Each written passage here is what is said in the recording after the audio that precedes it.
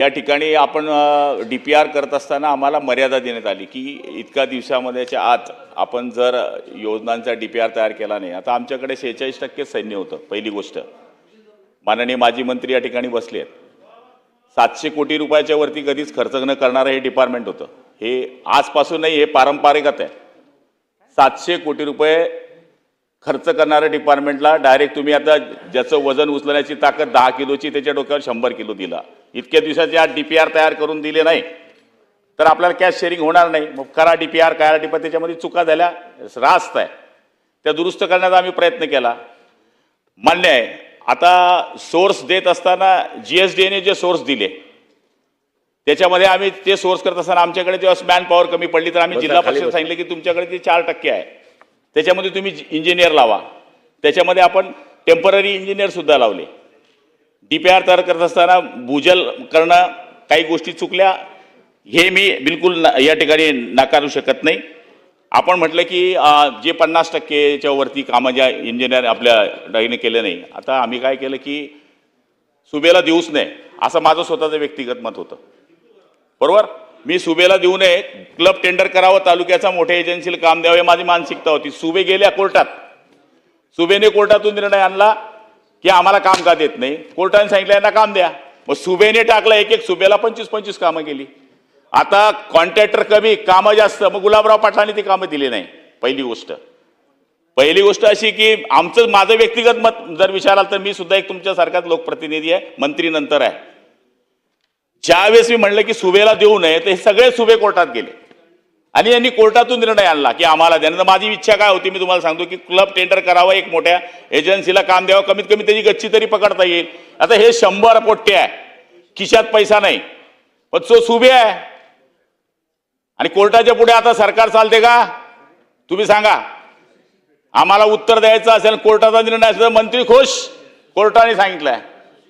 म्हणजे सांगायचा अर्थ असा आहे, सुशिक्षित बेरोजगार आपण म्हणले की या काळ्या यादीत टाकले. आपण जवळपास आपल्या माहिती करण्याला सांगितलं की 3721 कॉन्ट्रॅक्टरांवर आपण दंड आकारले आहे. त्यामुळे 279 कोटी रुपये आपण वसुली केली सावरकर साहेब.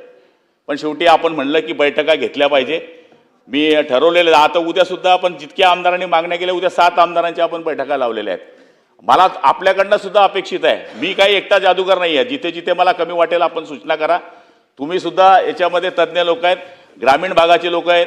ही योजना माझ्या एकट्याची जरी असली तरी ही सगळ्यांच्या पाण्याची योजना आहे. त्यामुळे पंतप्रधानांचं स्वप्न साकार करायचं असेल तर आपल्या ज्या सूचना असतील, मंत्री म्हणजे काय त्याला 4 तोंड असं नाही, तुमच्या सूचना सुद्धा ह्या मार्गदर्शक असतील तर त्या नेहमी 100% अंमलामध्ये आणण्याचा प्रयत्न करेन. मंत्री महोदय, आपण जेव्हा निविदा तयार करतो त्या निविदेच्या अटी व शर्ती, म्हणजे आता त्याला कुठेतरी स्पेस असेल म्हणून त्यांना कोर्टात जाऊन रिलीफ मिळाला असेल, तर आता ही योजना तर चालू राहणार आहे. आपण आधी 31,000 कोटी रुपये खर्च करणार आहोत.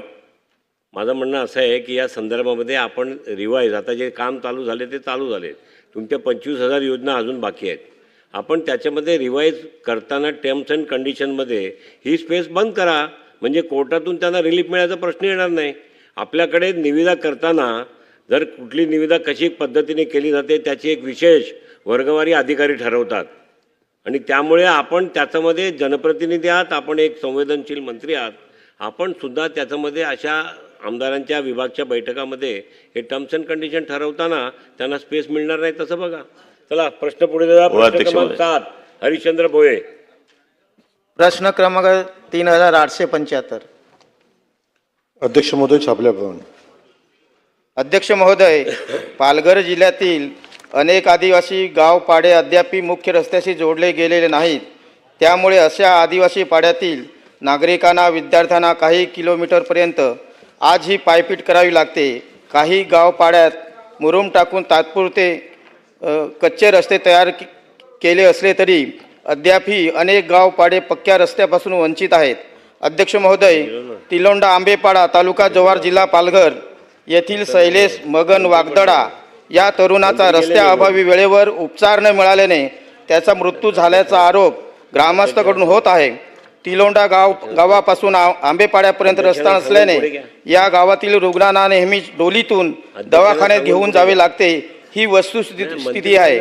माझे मंत्री महोदयांना प्रश्न आहेत. प्रश्न क्रमांक 1, मंत्री महोदय यांनी नमूद केल्याप्रमाणे जर 1800 मीटरचा रस्ता माती मुरुम व खडीकरण करून 2024-25मध्ये पूर्ण झाला असून सदर गावापर्यंत जीप किंवा 4 चाकी वाहन पोहोचू शकते, मग त्या तरुणाचा मृतदेह सोडण्यासाठी आलेली रुग्णवाहिका गावापर्यंत न पोहोचता फक्त मुख्य रस्त्यापर्यंतच का आली होती?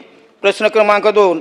ग्रामीण रोजगार हमी योजनेअंतर्गत करण्यात आलेल्या 46 लाख रुपयाच्या कामाचं गुणवत्ता नियंत्रण परीक्षण झाले आहे काय याची माहिती सादर करणार काय? अध्यक्ष महोदय, सत्य परिस्थिती वेगळी आहे. मुख्य रस्त्यापासून आंबेपाड्यापर्यंत 1800 मीटरचा कच्चा रस्त्यामुळे रुग्णवाहिका जाऊ शकली नाही. त्यामुळे शासनाने सर्वप्रथम सभागृहाला खोटी माहिती देणाऱ्या अधिकाऱ्यांची चौकशी केली पाहिजे. प्रश्न क्रमांक 3. जिल्हा परिषद पालघर यांनी 22 जानेवारी 2025 रोजी सादर केलेल्या 47 कामाच्या प्रस्तावावर सार्वजनिक बांधकाम विभागाने आतापर्यंत कोणतीही ठोस कारवाई न करण्याची कारणे काय आहेत?